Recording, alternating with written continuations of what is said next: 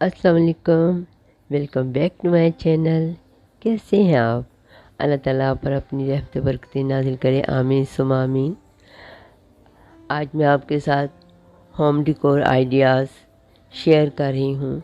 घर को सजाना संवारना हर एक की ख्वाहिश होती है, हर कोई चाहता है उसका घर प्यारा लगे, घर के हर रूम को अपने अंदाज से डेकोर करता है। मैंने भी आपके साथ कुछ आइडियाज़ शेयर किए हैं बाथरूम के, बेडरूम्स के, तो आप देखिए और बताइए आपको कैसे लगे। हर रूम की डेकोर एक दूसरे से मुख्तलिफ है और बहुत खूबसूरत अंदाज से सजाया गया है। किसी में लाइट कलर थीम है, किसी में डार्क कलर थीम है। ये डेकोरेशन के अंदाज़ बहुत प्यारे लगे तो सोचा आपके साथ शेयर करूं। मुझे उम्मीद है आपको पसंद आएंगे। अगर आपको पसंद आए तो मेरी वीडियो को लाइक और शेयर कीजिएगा और अपना फीडबैक भी दीजिएगा।